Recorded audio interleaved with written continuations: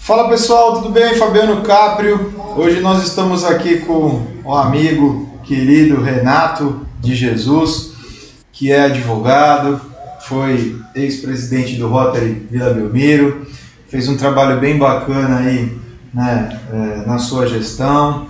Vamos falar aí de um evento bem famoso na cidade que ele costuma fazer parte aí, que é o Craques contra a Polio. Então vamos trazer um pouquinho de informação, mostrar um pouquinho para as pessoas o que é o Rotary, como é que faz, de onde veio, como é que vive, e falar um pouquinho aí do terceiro setor, aproveitar o doutor Renato, vamos chamar de doutor Renato, conhece um pouquinho das regras, então vamos falar um pouquinho aí sobre o ECA, conversar um pouquinho sobre as crianças, os direitos, se estão sendo violados ou não, como é que estão, e tentar fugir aí um pouquinho de um tema polêmico que está muito na mídia, está todo mundo falando, que é a situação racial. Vamos ver se a gente consegue levar isso de forma tranquila, sem se exaltar, porque isso é algo que não cabe ainda, em pleno século XXI. A gente ainda passar por algumas situações como a gente vê aí recentemente, as que aconteceram, seja na feira, seja no campo de futebol, aonde for, acho que tem algumas coisas que não cabem mais. Renato, obrigado por receber a gente, por ter vindo, por ter aberto aí a sua agenda aí para conversar um pouquinho com a gente. Fica à vontade, fala um pouquinho de você, vamos lá. É um prazer enorme aqui estar com você, conversar com seus amigos aí da sua rede social e tentar trazer um pouquinho de conhecimento. Eu sempre falo, conhecimento, trazer conhecimento é levar informação para as pessoas, mas esperando que as pessoas coloquem essas informações em prática, porque senão ela não vira conhecimento. Então a informação só vira conhecimento quando você pega, coloca em prática no seu dia a dia e repete. Então conhecimento é informação colocada em prática com repetição. Aí você de fato adquire conhecimento. Espero que as pessoas possam aproveitar um pouco do conteúdo e se eu puder contribuir e colaborar, estou aqui à disposição. Como sempre estarei. Bacana.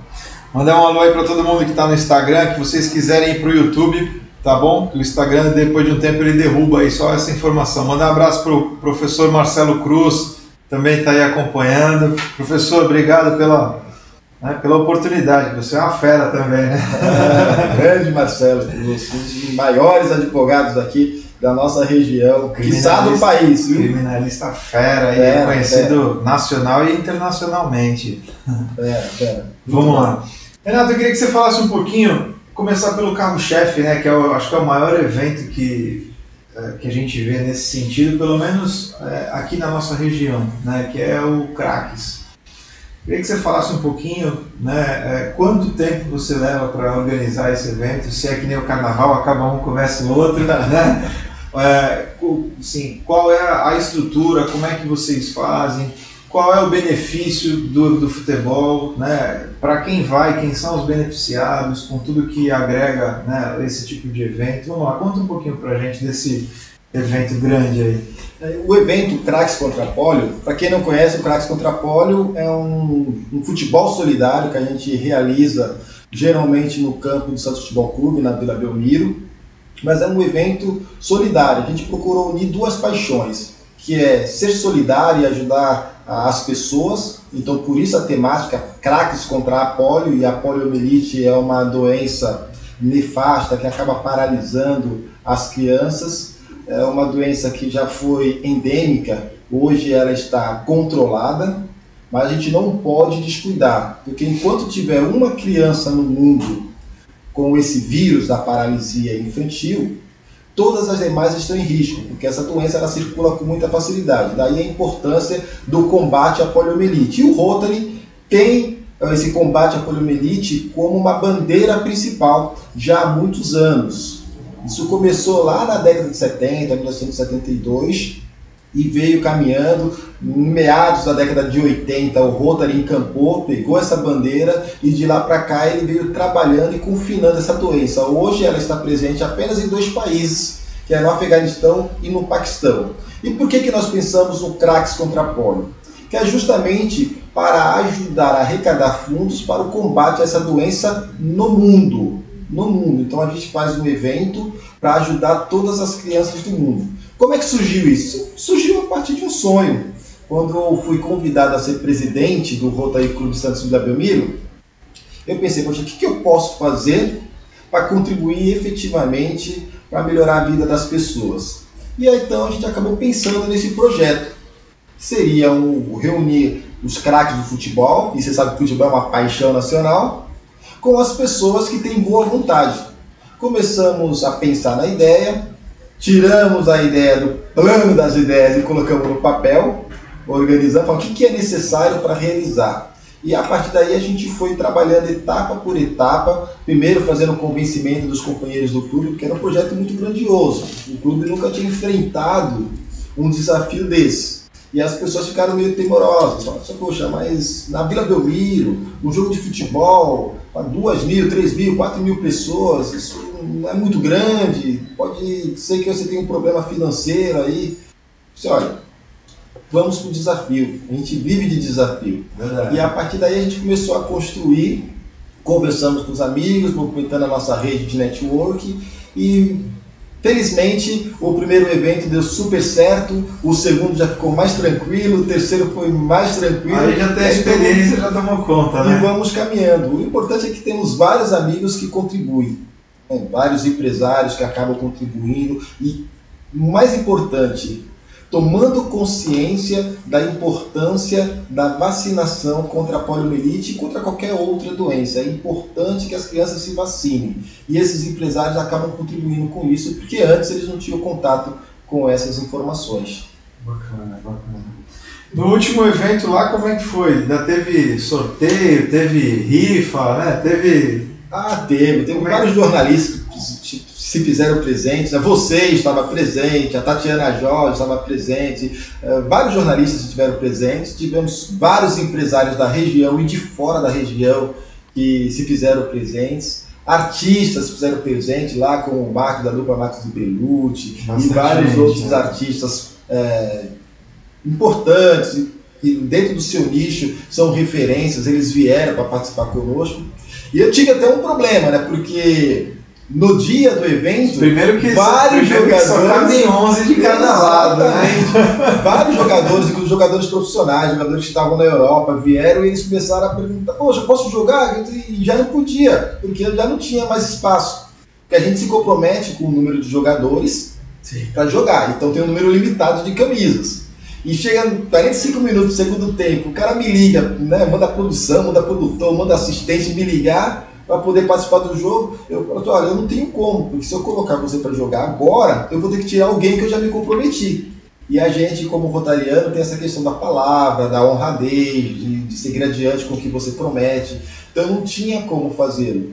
Então eu peço desculpa aí aos jogadores profissionais que ficaram fora, mas entre em contato aí, vamos para o nosso próximo evento já com antecedência, organizar para que todo mundo possa participar, possa se divertir e possa fazer um evento solidário e ajudar a população mundial aí de crianças. Bacana. Renato, contar um pouquinho, né? Vou deixar que você fale aí como é que funciona essa doação de 1 para 1 aí que a gente sabe que é feito, que é importante a gente frisar, né, que o milagre não é o milagre da multiplicação, mas é a multiplicação em benefício, né, de uma causa que é a polio. Claro, o Rotary ele é uma das instituições mais sérias do mundo, é auditada, tem auditoria externa, e por conta disso a Fundação Bill e Melinda Gates eles confiam tanto na organização do Rotary Club Internacional que para cada dólar que a gente arrecada e doa para combate à poliomielite, a Fundação Bill e Melinda Gates em parelho coloca mais $2. E isso acaba multiplicando e aumentando e recrudescendo as nossas forças. De tal maneira que, se eu doei $100, esses $100 vão valer $300 no momento de compra de vacinas e de ações de combate à poliomielite, porque a Fundação Bill e Melinda Gates vai e emparelha mais $2. Isso é muito importante e foi muito significativo para o combate a essa doença no mundo. Bacana. Renato, me explica uma coisa, cara. Você mora na Vila Belmiro, Rotary Vila Belmiro, como é que é isso? Como é que é esse mapeamento, né? Por bairro isso não? Como é que é? Conta aí. O nosso clube, quando ele surgiu, nós tínhamos muitos atletas ou pessoas ligadas ao esporte e por isso a gente colocou o nome de Rotary Clube Santos Vila Belmiro. Até porque as pessoas eram do entorno da Vila Belmiro, tinham muitos torcedores do Santos. Hoje não, tem lá metade corintiano, palmeirense, mas na época tinha muito torcedor do Santos. Não, vamos fazer Rotary Clube Santos Vila Belmiro.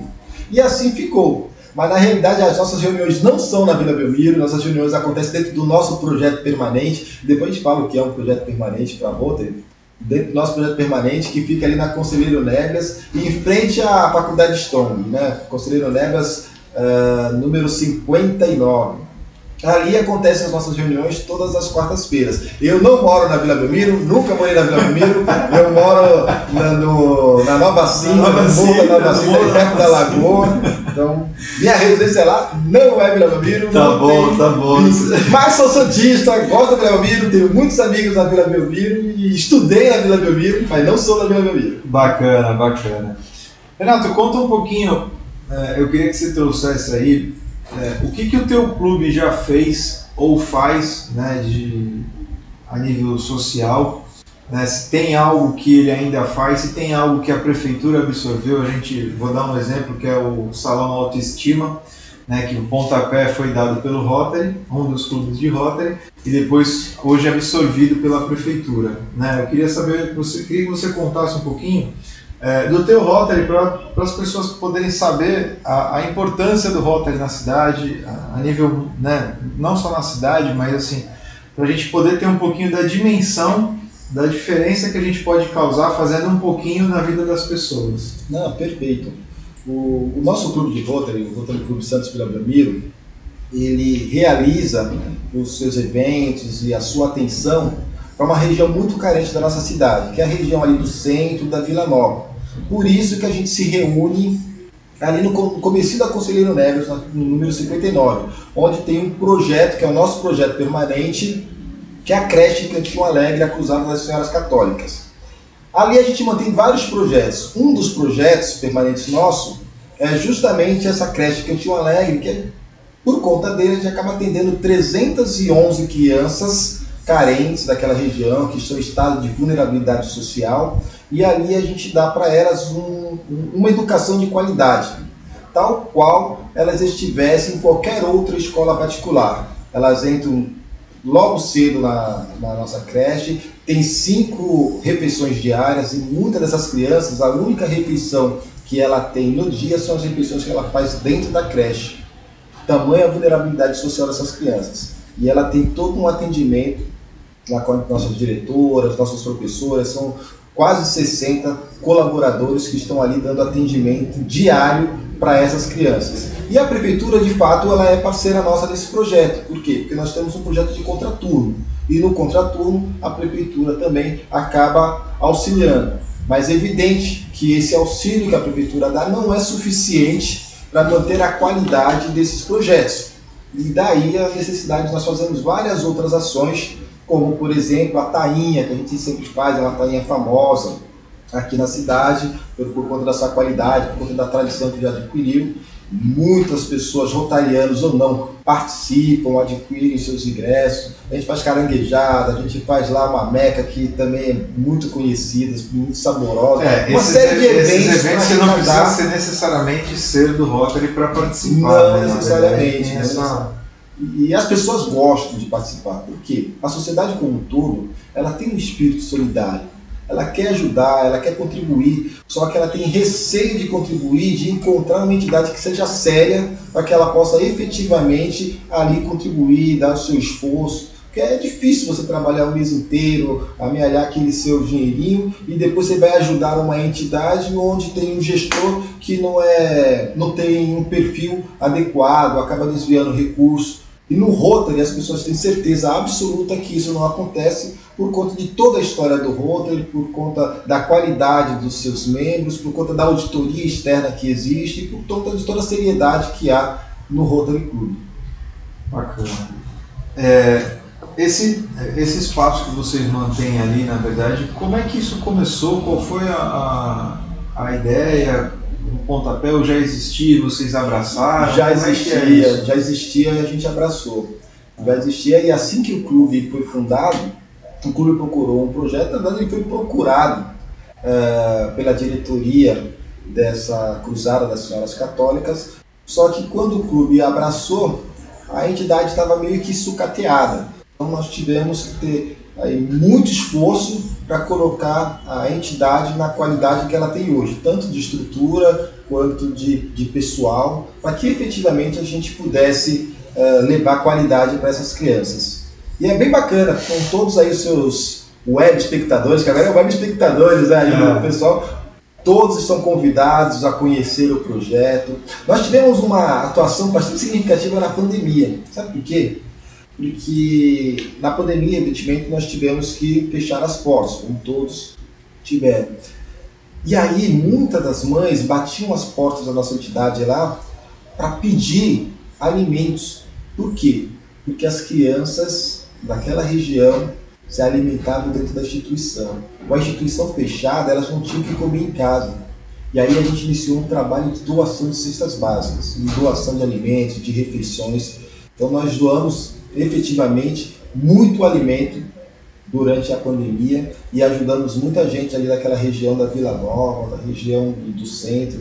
E foi bem bacana, que inclusive o nosso governador do Rotary participou na época de algumas doações e ele ficou bastante emocionado, porque ele viu na prática e ali no dia a dia como é que funciona o servir efetivamente a comunidade.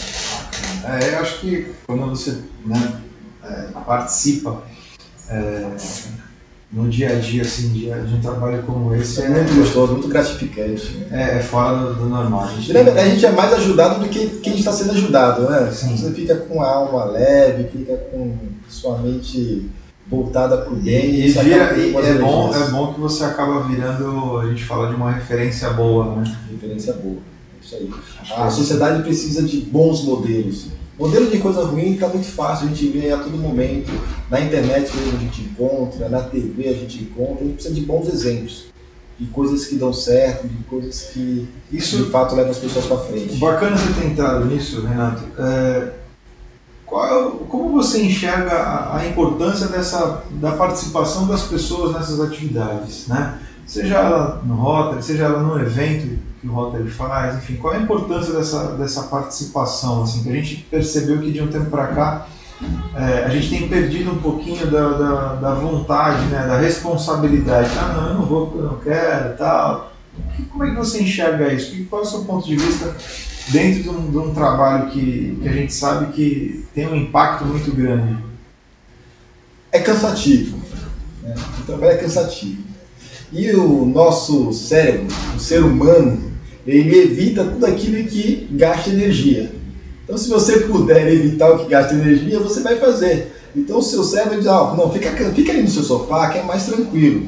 Mas, a partir do momento em que você vê o resultado, o impacto que você causa na vida das pessoas e do benefício que isso causa na sua alma, inclusive para torná-la uma pessoa mais próspera, aí você vai. Você vê que vale a pena você gastar aquela energia. Então, o que a gente precisa mostrar para a sociedade como um todo é o bem que ela pode fazer na sociedade, na vida das outras pessoas e na sua própria vida. Porque na medida que a gente ajuda o próximo, a gente está se ajudando também. Aliás, está se ajudando muito mais do que quando a gente está ajudando o próximo. Bacana. Renato, eu queria aproveitar essa situação, né, do seu conhecimento. A gente está, esse ano é um ano né, que a gente vai ter a oportunidade aí de fazer algumas escolhas, e uma delas é a proteção das crianças, enfim, que a gente, né, vem trabalhando isso. No seu dia a dia, né, tanto no seu dia a dia profissional quanto no seu dia a dia social, o que mais você enxerga no sentido de perder né, no caso não seriam nem os direitos, mas de perder o espaço onde a criança, de forma geral, não está sendo atendida de alguma forma? Aonde você sente mais essa situação? Eu acho que na sociedade como um todo. Primeiro as pessoas têm que entender, o ECA, que é o Estatuto da Criança e Adolescente, é uma legislação muito boa. É uma legislação muito boa.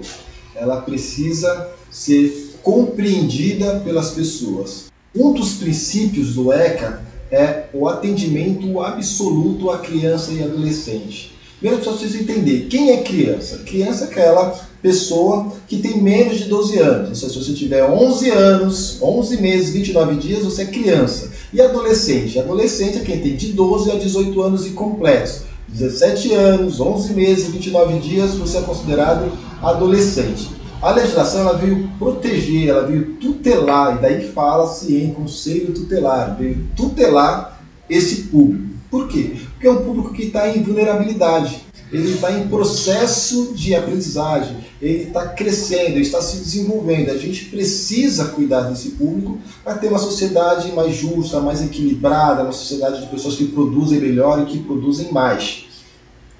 Essa é a visão do Estatuto da Criança e Adolescente. Visão mais técnica. Mais técnica. O que acontece no dia a dia? A gente sabe que por conta de muita deturpação que aconteceu na sociedade, a gente acaba verificando alguns absurdos. E as pessoas acabam atribuindo esses absurdos às crianças, aos adolescentes, que acabam sendo vítimas. E quando a gente fala vítima da sociedade, é vítima da sua própria família. Então, se uma criança cresce numa família onde o pai está desempregado, a mãe é alcoólatra, não tem alimento na sua despensa, quais são os exemplos que essa criança está tendo naquele seio familiar? Ela precisa ser protegida, ela precisa ser tutelada. Se você pega uma família onde a criança verifica o pai agredindo a mãe a todo instante e a mãe fica calada, as questões que falam de violência doméstica, então a criança vai vendo aquela situação e ela cresce convivendo com aquela situação. Que criança você acha que nós estamos preparando para o mundo? Quando ele se transformar num adolescente, quando ele se transformar num adulto? Ele vai achar... Na verdade, quando a gente fala de direitos violados das crianças, a gente tem que entender que o negócio começa lá atrás. Na verdade, nós temos que ver a família. Exatamente. E aí depois você, né, vem fazendo o pente fino, né? Tratou a família, entendeu o que está acontecendo na família, aí você começa a entender as motivações que causam a desestrutura, né? Para proteger a criança, para proteger o adolescente, você precisa tratar a família. Para tratar a família, você precisa tratar a sociedade como um todo. Eu sempre digo que a nossa sociedade é uma sociedade emocionalmente doente. Se você pegar o conceito de saúde da Organização Mundial de Saúde, ela diz o seguinte: saúde é um estado de completo bem-estar físico, mental e social, não apenas ausência de doença. Essa é a definição da Organização Mundial de Saúde para a saúde. Ora, se saúde é um completo estado de bem-estar físico, mental e social, como é que você vai dizer, olha, essa criança que está naquele núcleo familiar violento, ela tem ali uma convivência sadia? Não, ela não tem saúde. A sociedade está emocionalmente doente, a gente precisa tratar a sociedade. E as pessoas precisam compreender isso, porque esse tratamento não se dá da noite para o dia. Se dá com mudança cultural, com mudança de postura, eu mudando o meu meio, você mudando o seu, e os nossos ouvintes mudando o seu meio, a gente vai fazer com que a sociedade vá ficando cada vez melhor. Então, nós precisamos de boas atitudes, de bons exemplos, para que a gente forme uma sociedade melhor. E uma coisa que a gente tem acompanhado bastante aí, assim, quando de fora é mais fácil falar, né? Às vezes a gente vê alguma situação aí, aquele pai fazendo isso, aquela mãe fazendo isso, cara, mas assim, não é o que ele está fazendo ali que é o maior problema. O maior problema é que às vezes o que aconteceu lá atrás para chegar aqui, né? Na verdade, o que começou lá para trazer essa situação de hoje, de repente a criança está na rua sem o pai ou sem a mãe, ou de repente a criança está vendendo, né, alguma coisa no sinal, às vezes e as pessoas acabam achando isso normal. Só que não é normal. Essas coisas são comuns.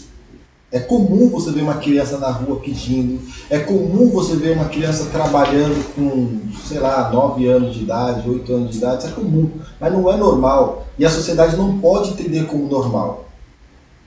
Uma coisa é ser comum, outra coisa é ser normal. E só respondendo a sua pergunta anterior, que eu acabei não respondendo, nós estamos num momento de escolha. A sociedade precisa escolher.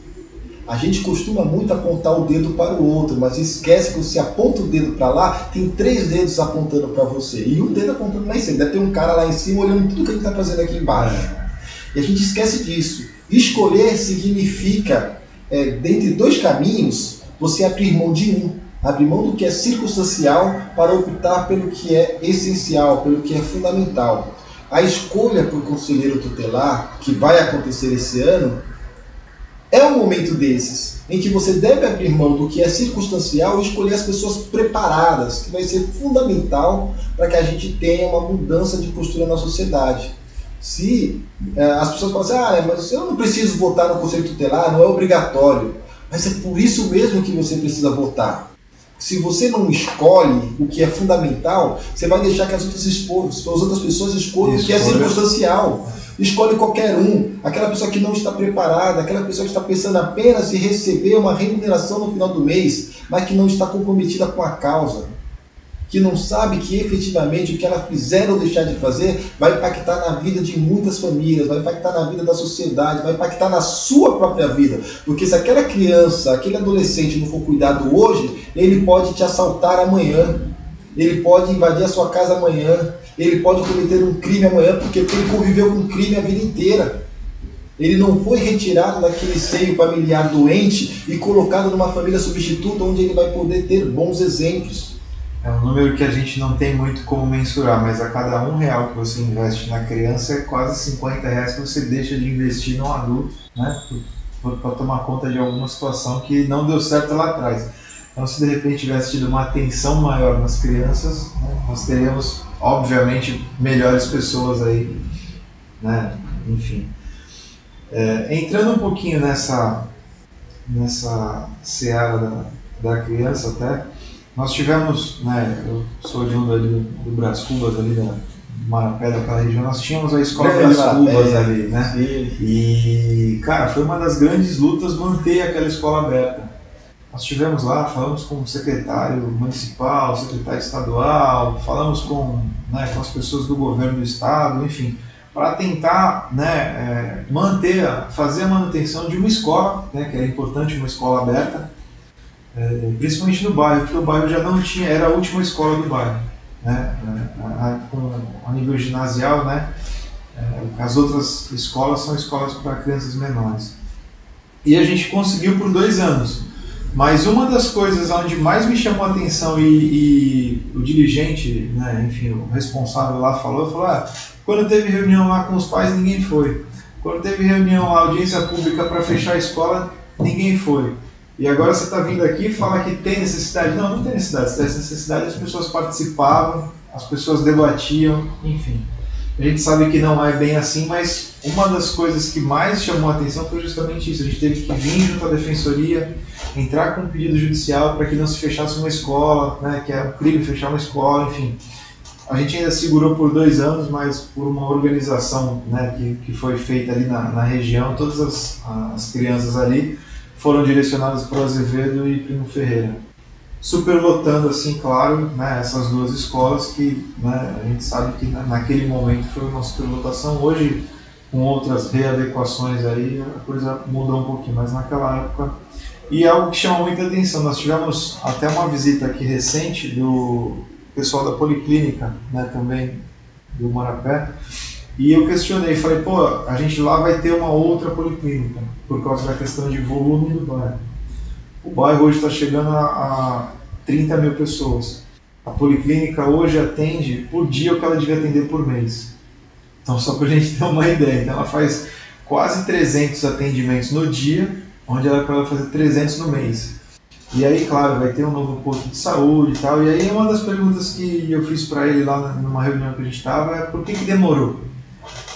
Uma das demoras foi justamente essa, não tinha uma participação efetiva do Conselho de Saúde, né, que são onde a população pode participar na sua região da situação de saúde, por exemplo, do posto de saúde, né, da unidade básica. Então, essa não participação das pessoas acaba atrasando algum benefício para ele mesmo, né? Então, se tivessem pessoas participando das atividades do Conselho de Saúde, das audiências públicas, por menor que seja a participação, vai lá, fica 10 minutinhos, dá o nome lá, fala com alguém, procura saber o que está acontecendo, essa situação de repente teria sido, né, resolvida ou até antecipada. Então, essa falta de participação, né, das pessoas acaba dando um prejuízo que a gente só vai ver isso depois lá atrás, que nem, fechou a escola Brás Cubas, não, mas fechou a escola e vai abrir uma base da polícia. A base da polícia também é importante, mas acho que mais importante do que a base da polícia seria manter uma escola, né? Então os pesos são extremamente diferentes, não que não é importante, não é importante, mas se você conseguisse manter uma escola, principalmente daquele tamanho, por exemplo, nós perdemos o Brás Cubas, mas nós ganhamos uma base da Polícia Militar e nós ganhamos uma unidade de atendimento para crianças especiais. Cara, ótimo, bacana, só que eu acho que a gente podia ter esse trabalho dessa assistência nessas crianças especiais dentro da escola. Então isso é algo que a falta de participação, nós perdemos aí a oportunidade de ter de repente uma FATEC, por que não? Né?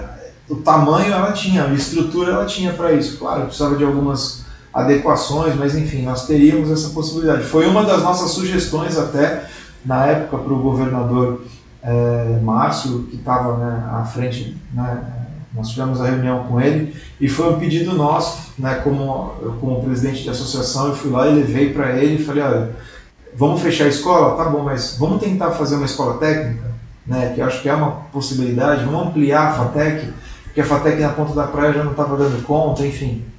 E aí acabou sendo o que é hoje, mas essa falta de participações a gente perde bastante aí, né? A falta de participação é um problema.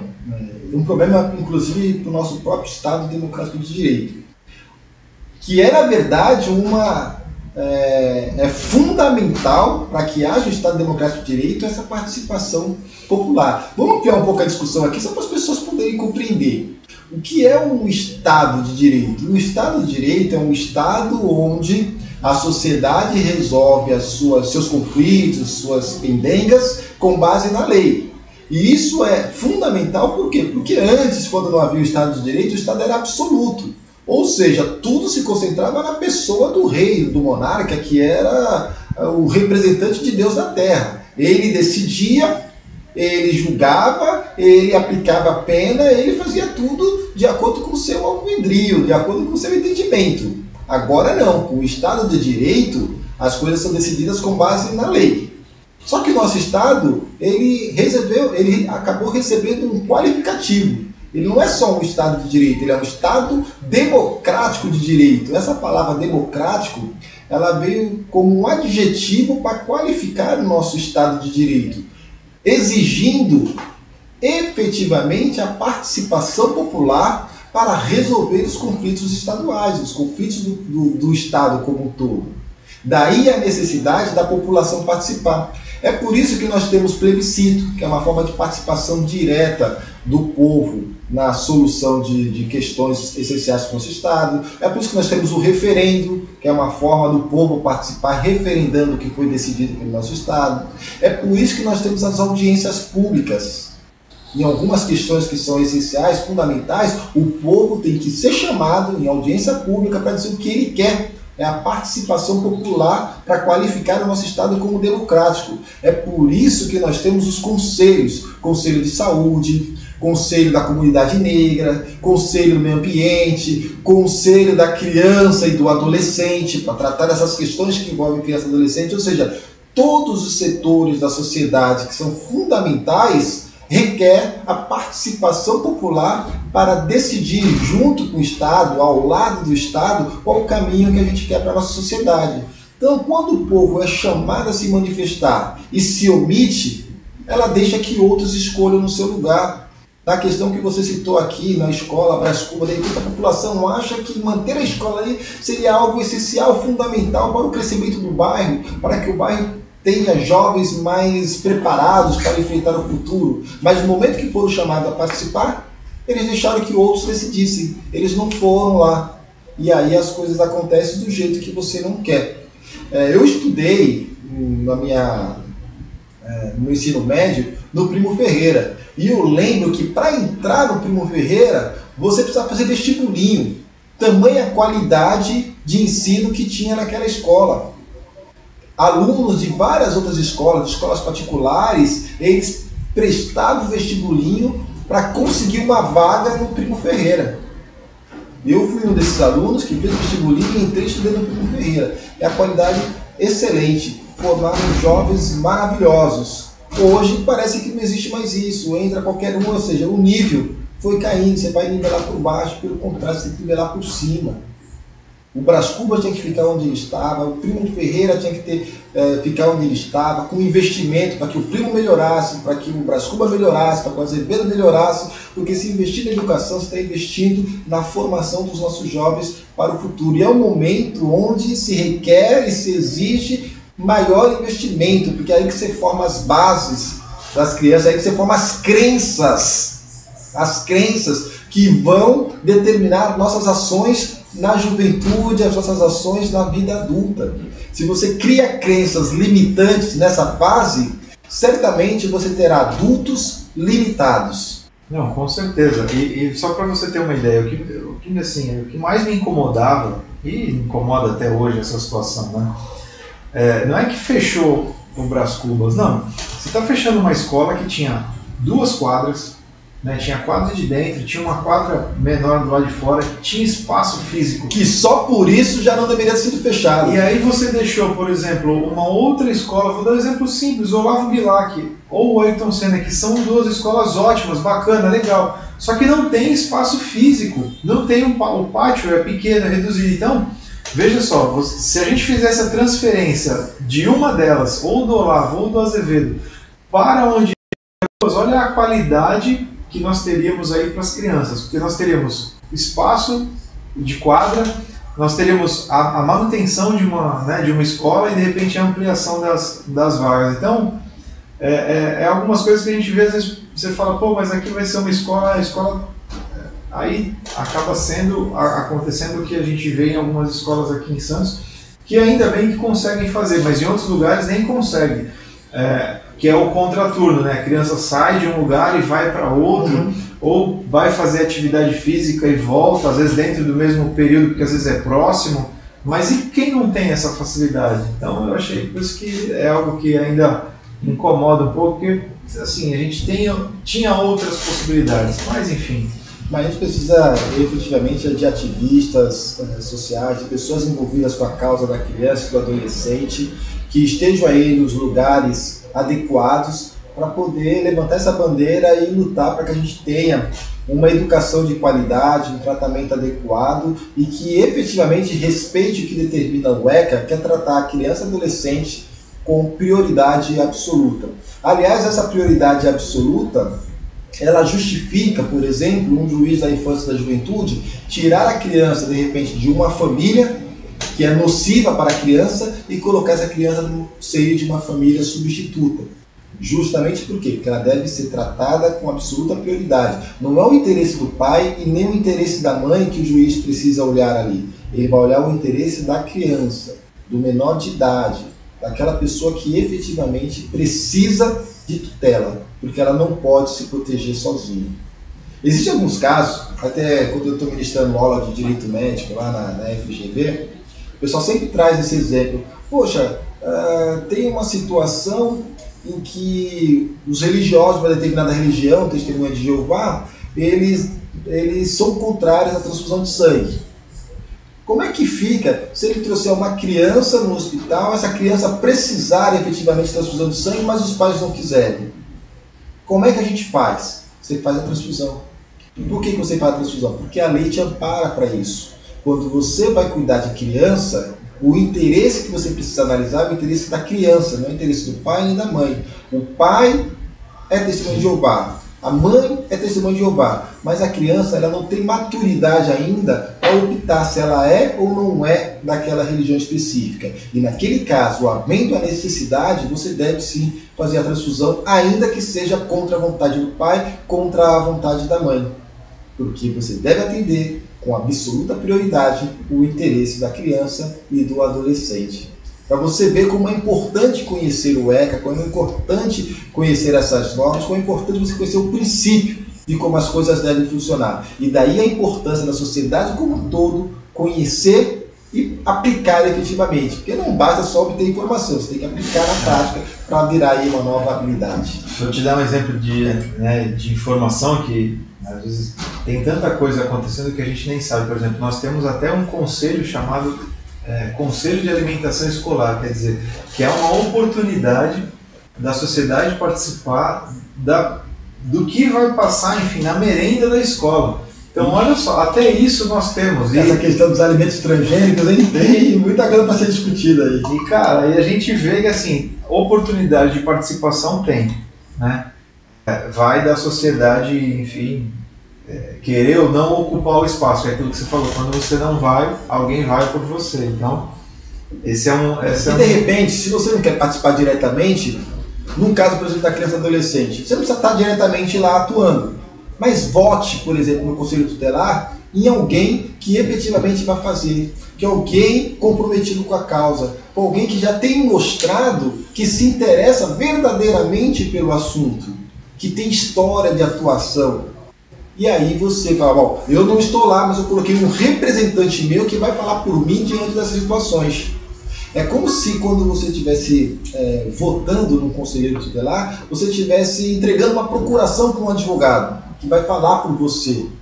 É como se estivesse dando um mandato para que a pessoa fale. É a ideia do voto consciente, né? A mesma coisa quando você vai escolher um presidente, um representante, um síndico, né? É a mesma ideia. Então participa, escolhe, né? Avalia. É aquilo que você falou, é uma procuração que você está dando, é uma carta em branco que você está dando para alguém que vai te representar. Mas se você não vai nem na reunião de síndico, você vai falar que o síndico é ruim? Exatamente. Não dá, né? Eu acho que não cabe. É umas coisas que a gente acompanha que não cabe. Aí você me diz, né? A pessoa precisa ter metas, ter objetivos, saber para onde vai. Você não sabe para onde você quer ir, qualquer caminho serve. A pessoa diz, não, por aqui, a pessoa vai por lá, bate a cara na parede, cai no penhasco, você não sabe por onde está indo. Verdade. Renatão, nós estamos chegando aí nos 40 minutos aí de conversa. Mas já estamos bem avançados aí, mas eu queria aproveitar a oportunidade, queria que você falasse um pouquinho de algo que vem de forma infeliz, né, acontecendo de forma recorrente. A gente já, né, no século XXI, eu já passei isso na pele com uma das minhas filhas.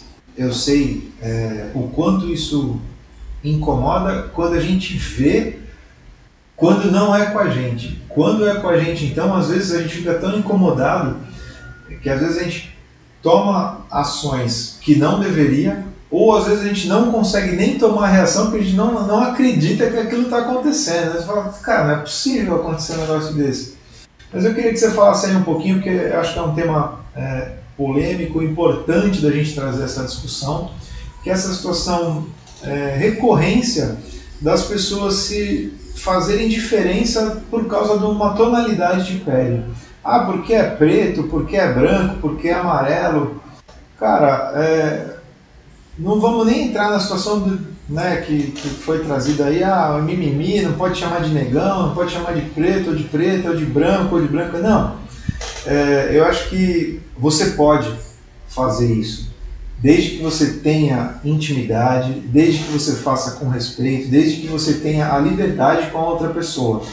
Eu acho que eu tenho, cara, muitos amigos, né, que são de tonalidades diferentes, vamos falar assim, não é problema, tonalidades diferentes, e que alguns eu sempre, na escola, na rua hoje, pô, e aí negão e tal.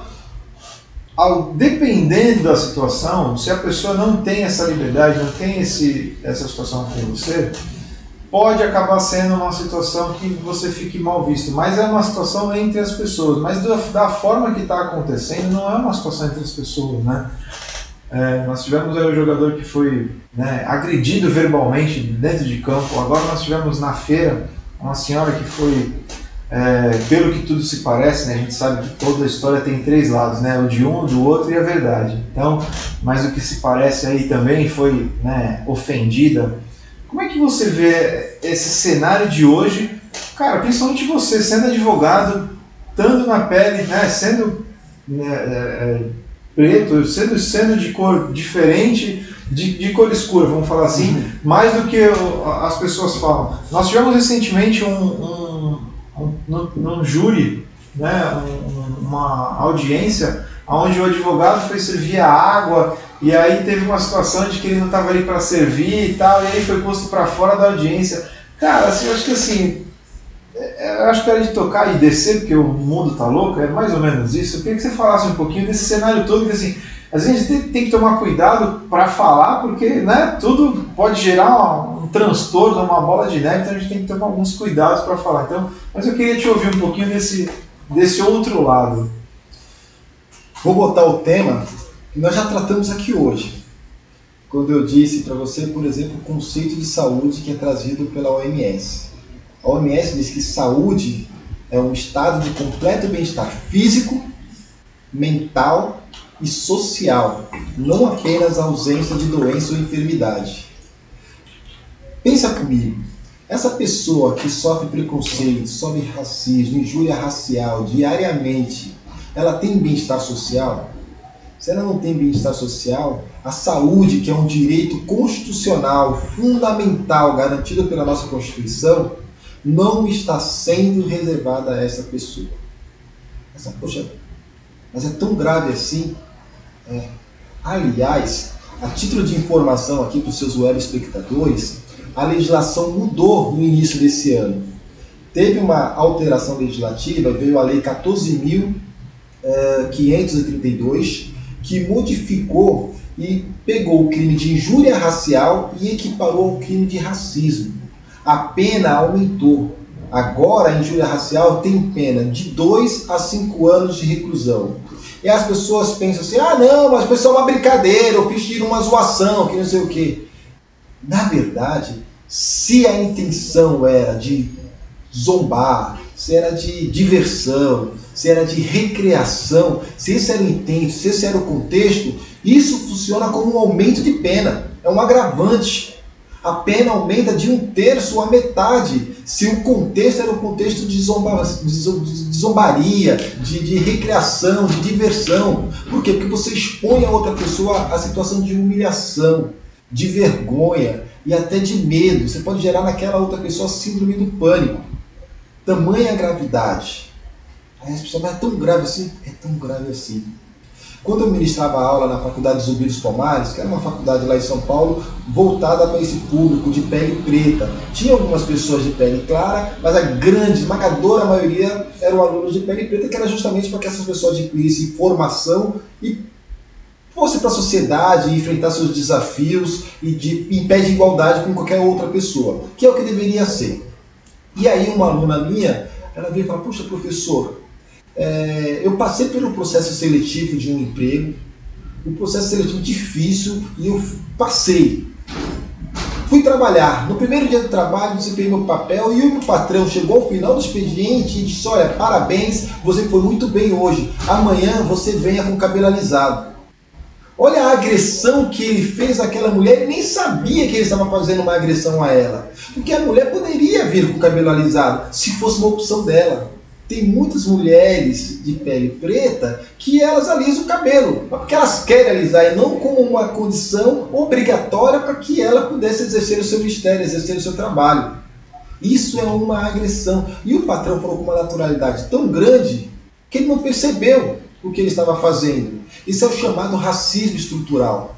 Já está dentro da pessoa, já está incutido na pessoa. Como é que você quebra isso? Como é que você muda isso? Você tem que mudar a cultura.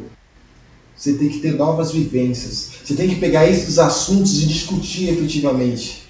A pessoa de pele preta, quando está andando à noite na rua, se vier uma outra pessoa do outro lado de pele branca, ela vai atravessar a rua. Na grande maioria das vezes, com medo de um possível assalto que ela criou na mente dela. Por quê? São crenças que ela criou ao longo da sua vivência. E que se a pessoa tem pele preta, está andando na rua à noite, ela possivelmente vai me assaltar. Crença. Imagina o constrangimento dessa pessoa de pele preta. Imagina o constrangimento dessa pessoa de pele preta quando entra no supermercado e o segurança já vem atrás, achando que de repente ela pode furtar alguma coisa. Não, ela está entrando como um consumidor qualquer. Vai pegar o produto que ela quiser e vai pagar no caixa normalmente. Como tem que ser.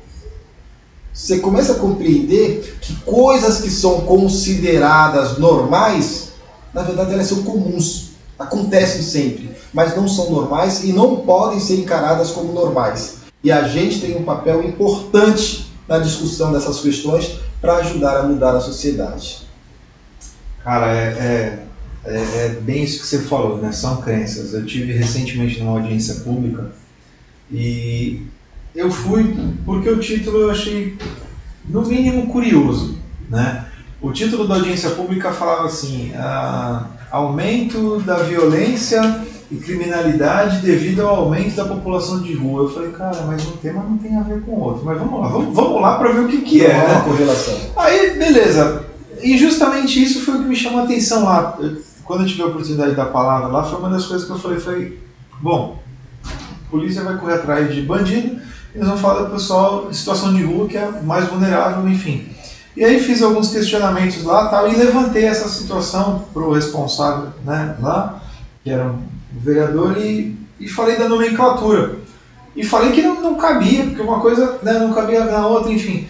Mas a gente vê até a dificuldade das pessoas, né, em ocupando cargos, né, maiores de representação e ter uma dificuldade no esclarecimento, às vezes, de uma coisa simples. Ele até podia colocar, olha, vamos falar de uma audiência pública para falar de violência e para falar de morador de rua. Tá bom, ponto. Não fazer uma frase só como se um fosse a culpa. Cara, não, para. Espera, respira, põe uma vírgula e coloca um E e tal. Dá uma pensada um pouquinho que, cara, isso chamou muita atenção. E assim, não foi só eu, né? Eu fui uma das pessoas que, eu acho que, na verdade, eu abri a porta desse cenário. Porque a primeira coisa que eu falei, não, eu queria falar sobre o tema, né, da audiência, que acho que uma informação é diferente da outra. Não dá para falar do azul sem dar o amarelo, tá? Enfim. Não é misturando tudo, e acho que é bem isso, né, cara? O problema está aí, né? Está no pensar, aquilo que eu falo, a gente tem 100 bilhões de neurônios, as pessoas não utilizam e limitam o seu potencial, porque elas não querem pensar, não querem raciocinar, não querem se desenvolver. Nós estamos constantemente nos desenvolvendo, mas se você não procura fazer uma leitura simples, uma interpretação simples de texto como essa que você apresentou, aí não dá, né? Aí diria que a sociedade está perdida. Cara, Renatão, eu queria agradecer, né? Já estamos aí chegando a 1 hora aí de conversa. Opa. Queria agradecer a tua presença, agradecer a tua experiência, a tua vivência aí, né? Tanto no lado jurídico quanto no lado social, que acho que é importante a gente trazer o que vem acontecendo na sociedade, que beneficia a sociedade, né? Essas ações, assim como o Rotary e tantas outras que fazem o diferencial na sociedade de forma geral. Eu queria agradecer aí novamente ao seu tempo, a sua disponibilidade, ao seu conhecimento de conversar aí com a gente. E aí deixar o microfone aberto para você mandar o recado que você quer, fazer o pedido que você quiser aí, para todo mundo que está acompanhando aí a gente. Quero inicialmente agradecer pelo convite, dizer que fiquei muito feliz em poder compartilhar esse espaço com você. Quero te parabenizar por manter um espaço de discussão desse, que é extremamente importante. A gente precisa que pessoas como você se posicionem na sociedade, porque vai ser um norte, uma luz para que as pessoas menos iluminadas possam seguir, ou aquelas pessoas que querem encontrar um caminho possam seguir.